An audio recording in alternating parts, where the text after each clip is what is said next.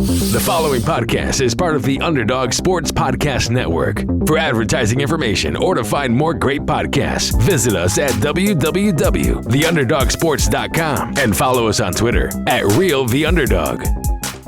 What is up, everybody? Welcome back to another episode of the Atlantic Files, the number one podcast on the number one division in the NBA, brought to you by BasketballSocietyOnline.com and the Underdog Sports Podcast Network. As always, your host, Alex Fishbein.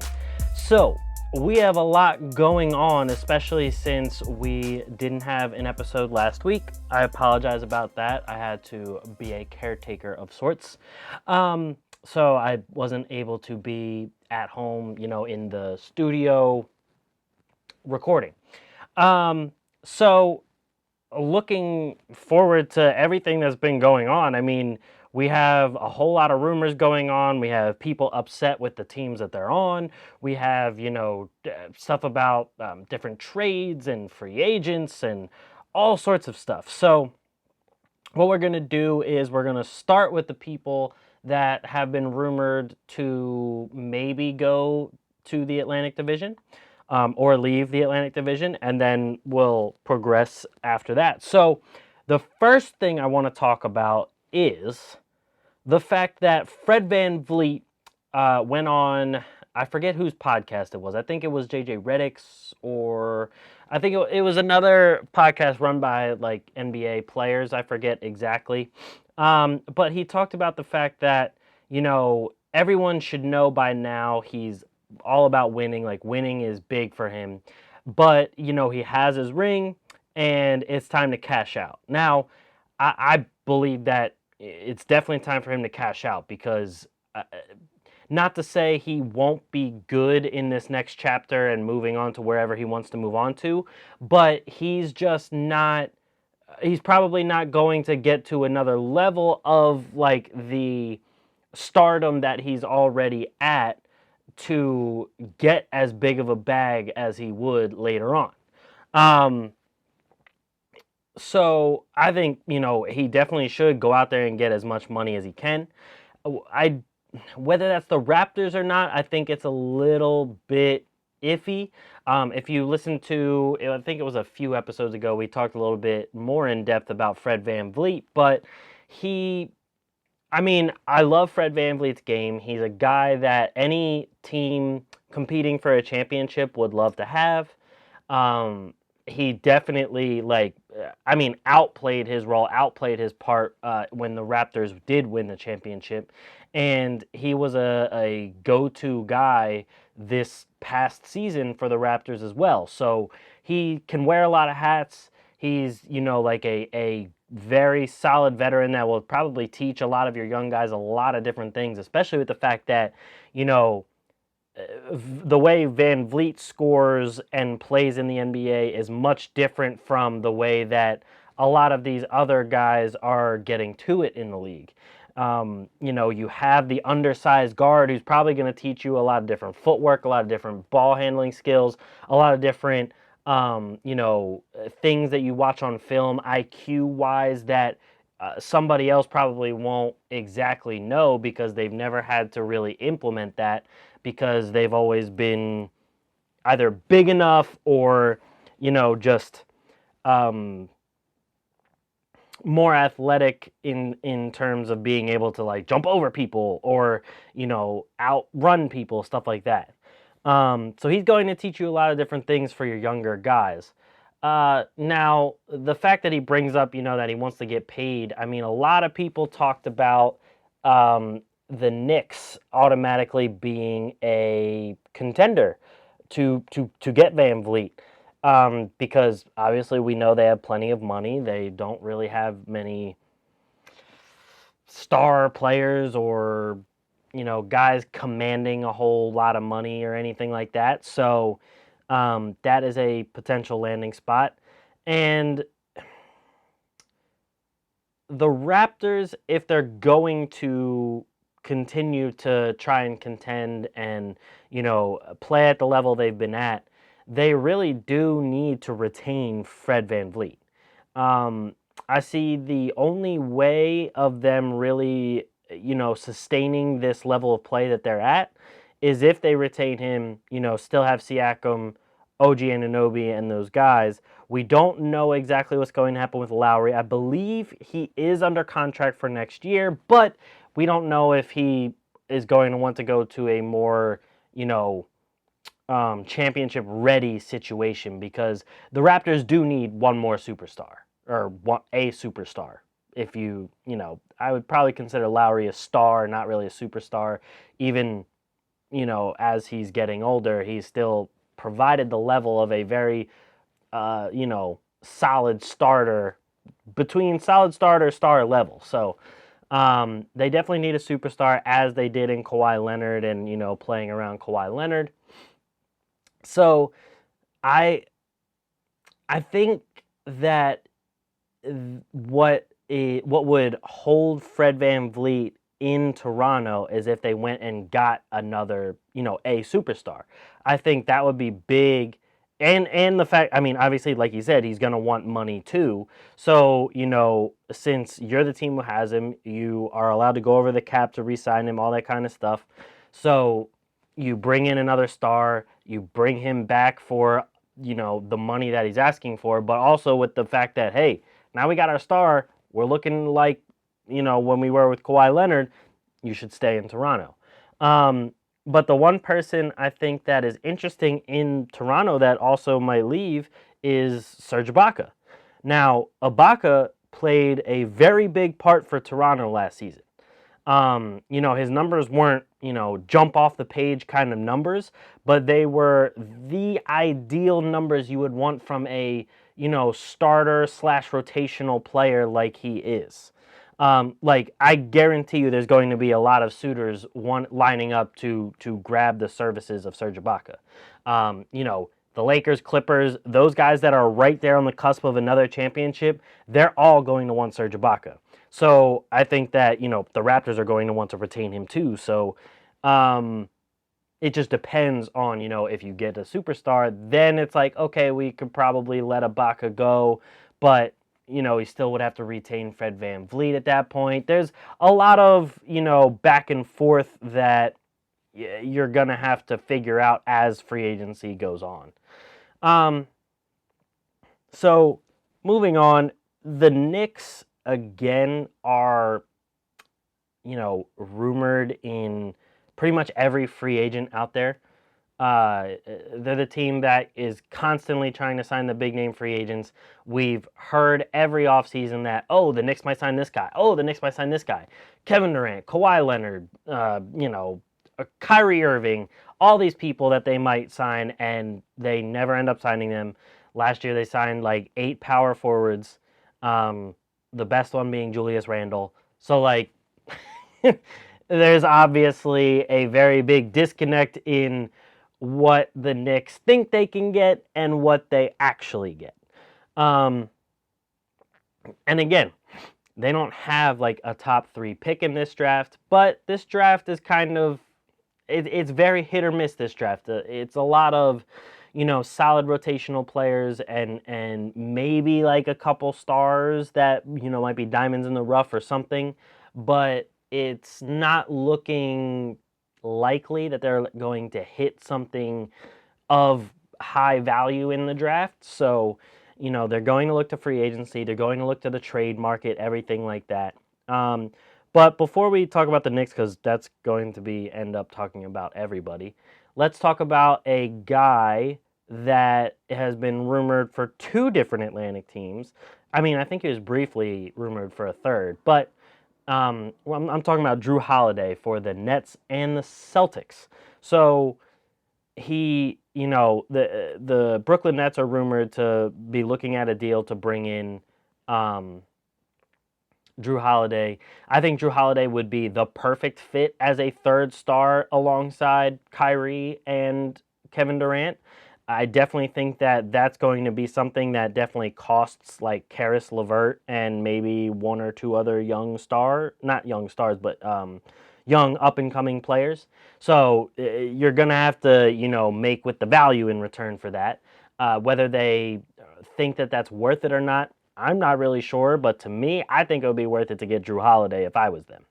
The Celtics. So I thought this was interesting because obviously with the Celtics, you already have Kemba at point guard. You also have Marcus Smart.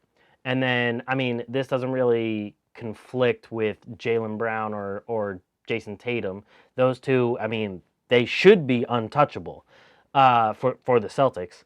And to me, especially come playoff time, I would much rather have Jrue Holiday than Kemba Walker. Yes, I know Kemba, especially right now, is the better scorer of the two, but when we're talking, a guy that can wear multiple hats, a guy that's going to come up big for you on defense, a guy that can also be like a lead by example leader and have the guys behind him, a good guy to have in your locker room for team chemistry, all that kind of stuff. You look to Jrue Holiday. We've watched him lock down some of the biggest offensive players in the West and even in the East when he was on the Sixers. And, you pair that, especially if you do keep Marcus Smart, you pair that with Marcus Smart and Jaylen Brown and the other defensive talents you got on the team, especially with, a defense being formulated by Brad Stevens and company, that would be deadly come playoff time. Facing a team that might have two good guards or a good guard in like a smaller wing or whatever it may be, Smart and Holiday would wreak havoc. That would be probably one of the most fun defensive, but also still capable on offense backcourts um, for most of the league. So, I think that's super dynamic for the Celtics if they can pull that off. They do have a lot of different assets in terms of picks as well. They have some younger guys that they could maybe drop in there, but at the end of the day, I feel like you have to give up Kemba and or Marcus Smart and then somebody else. If they're asking for Jaylen Brown or Jason Tatum, I don't think the Celtics do it, and I don't know why they would if it includes one of them, especially Jason Tatum we know is not going to happen, but Jaylen Brown, I feel like, it could be like an on-the-fence kind of thing, and the Celtics might think, well, Jrue, Kemba, and Jason, but if it was me, Jaylen Brown, Jason Tatum over here, untouchable, everyone else. And Marcus Smart's kind of in the middle, because Marcus Smart has been a huge asset for the Celtics every season that he's played. And I think that going into the playoffs, he only becomes a bigger asset, especially alongside Jrue Holiday. But, it depends what the Pelicans are ultimately asking for. And I believe they very briefly, the Sixers were kind of dangled in that conversation. I think that he's perfect to go alongside Simmons and Embiid as well, because he's a guy that can catch and shoot, but also create a little bit off the dribble. Obviously started his career with the Sixers, so they know a lot about him, especially Elton Brand. So he would be a great fit. Honestly, Jrue Holiday, I think, is the guy that fits with pretty much any team.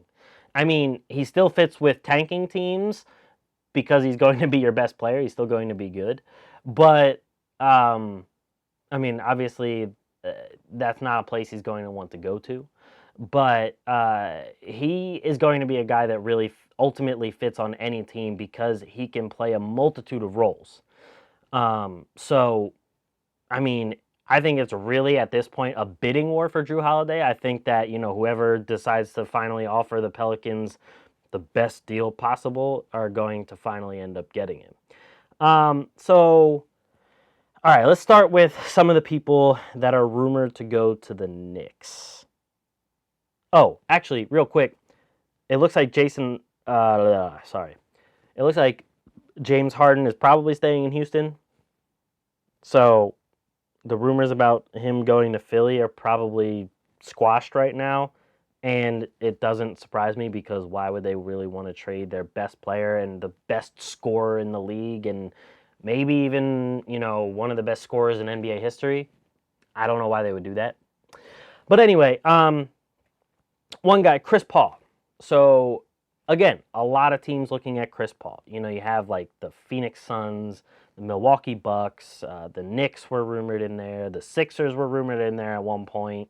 Um, I think there was a couple other. Oh, the Lakers were rumored in there. A couple, and the Clippers as well. Um, Now, Chris Paul is a guy. I don't think he's quite like Jrue in the fact that he could fit anywhere he goes, because Chris Paul is a little more of the floor general, give me the ball, pick and roll, I'm the ball handler kind of guy. Like we know Chris Paul's game by now. Still a decent defender as well too. Um, Still undersized, but still going to give you quality playing time, you know, a great veteran, a guy that will, it seems to me that he's enjoyed, you know, picking up younger teams and kind of teaching them along the way, like with what he did in OKC. So ultimately, I think that the Bucks should be the ones going for him the hardest, because I think he's exactly what the Bucks need. Um, And to go along with that, I have never really believed in Bledsoe as a championship point guard. So I think that it's time for them to just move on from him, you know, try and swap Bledsoe plus picks or, you know, some of the younger guys for Chris Paul. So ultimately, I think he should, if I'm like ranking it of like where I think it would be the best, I think he should go to Milwaukee. Now, with the Knicks, I mean, it's the Knicks. He's obviously going to be the best player. He's going to, again, try and uplift some younger talent. I think it'd be interesting to see him under Tibbs. I wonder if, you know, because we all know that Chris Paul also has, you know, a stronger mindset, a stronger personality. And I wonder if he would butt heads with Tibbs, or if, you know, Tibbs would play him almost like he did with Jimmy Butler and everything. It's interesting to me on how that dynamic would really work out. But I mean, again, the Knicks obviously want somebody. Um, if they only get Chris Paul, I don't see him adding that many wins to the team, and that's no disrespect to Chris Paul. That's just where the team is at. Um, so yeah, I mean, sure, he would do well on the Knicks. Like, he himself would do well. The team probably not. But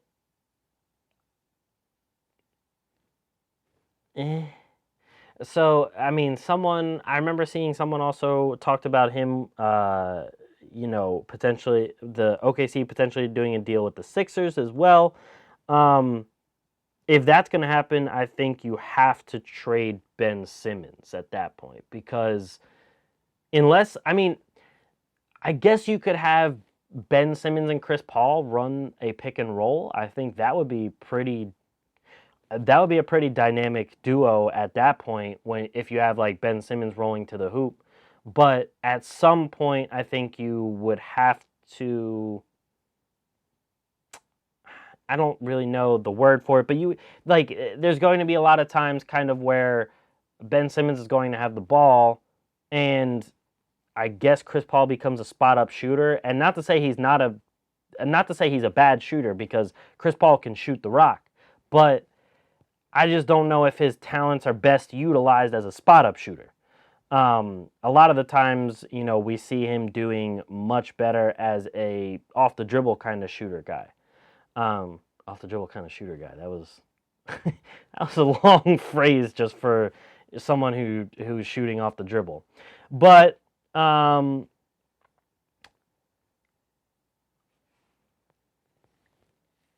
it I don't really see him doing all that well. Not, I don't want to say that.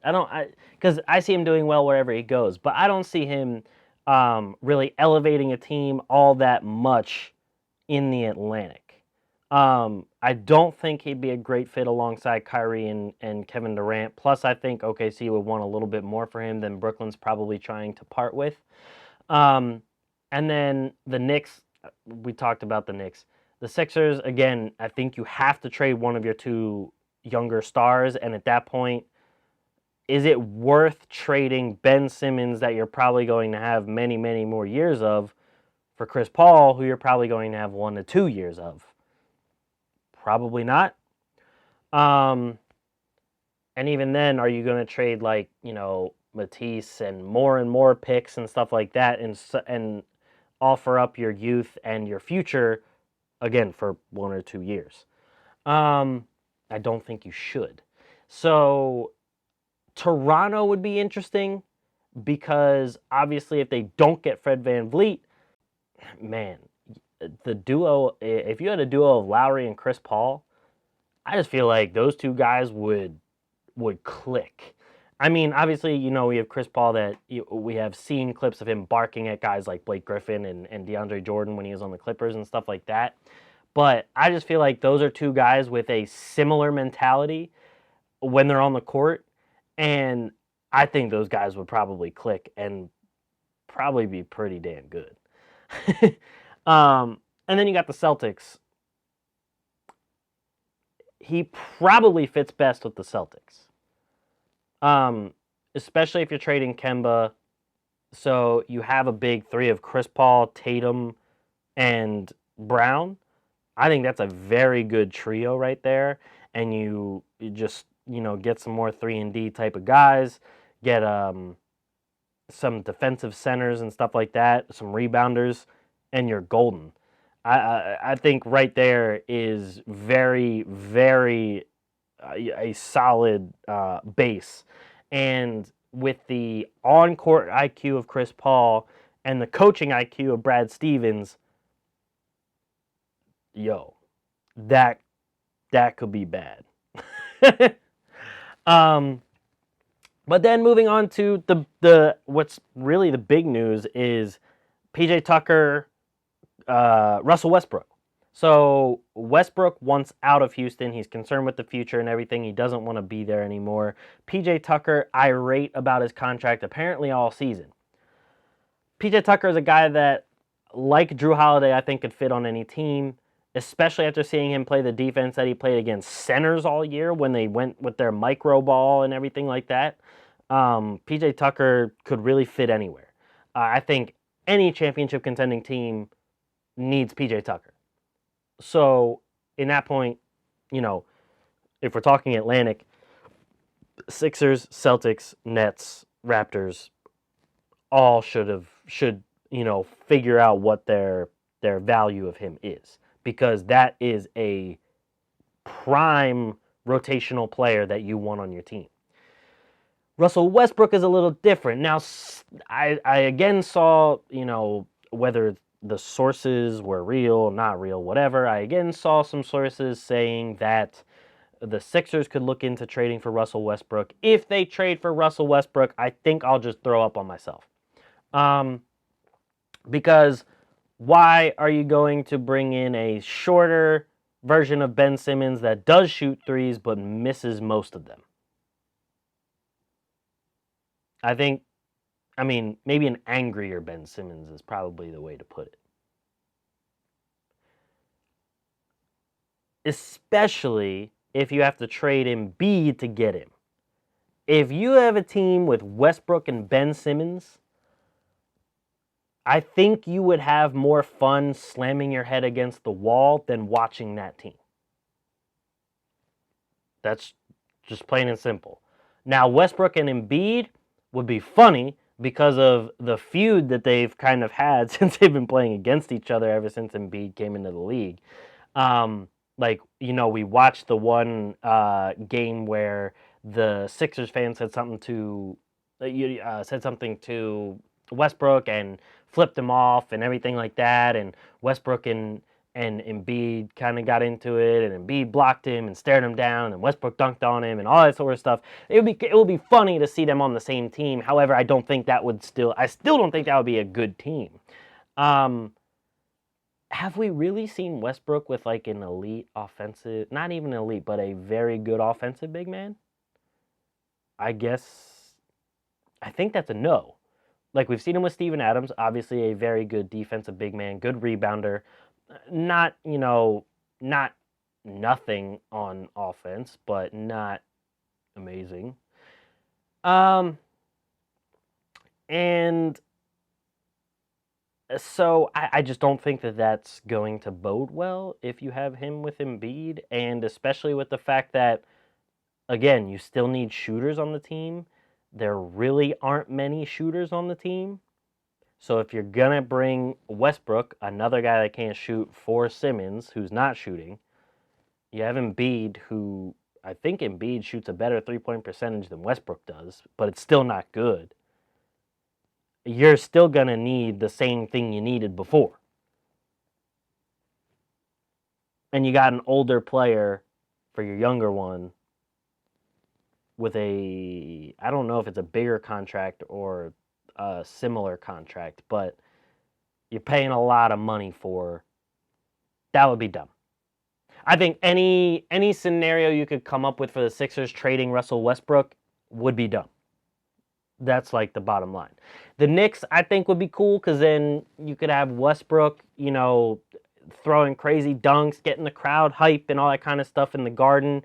I think that would be fun for Knicks fans. It would be, especially with like RJ Barrett and company, like that would be cool to spice it up with Russell Westbrook. But ultimately, I mean, you're going to be paying a lot of money for Russell Westbrook. So he might entice like one more free agent to come, but that'd be like all you could afford with that contract on the books, especially if you aren't going to be, playoff ready until you have to extend RJ Barrett and some of your younger guys. So that would be interesting. I don't think the Celtics should trade for Westbrook. I don't think the Nets should trade for Russell Westbrook. The Raptors, I feel like he just doesn't really fit the Raptors culture. And not to say that Westbrook is like I don't think he's a guy that like disrupts locker rooms or hates his team or anything like that. But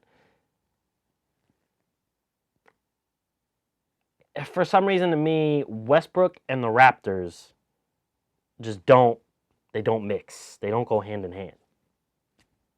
It just doesn't really make much sense to me. Maybe it's just me. I don't know. But moving on to... Oh, the last guy I want to talk about is Victor Oladipo. This man was walking up to teams in front of his teammates asking if he can play with them next year. We're talking about teams like the Heat, the Bucks, teams that the Pacers actively have to face in the playoffs. Now, Westbrook with Jimmy Butler at the Heat, by the way, I think that would be dynamic. As long as they don't have to trade Tyler Hero. Oladipo with them is okay. I don't think it really elevates them much. But Oladipo with the Bucks, I think that gives you a little something.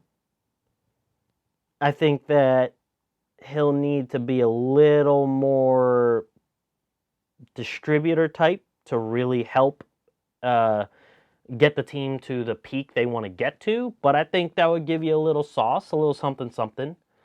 But I don't even care about talking about where Oladipo lands.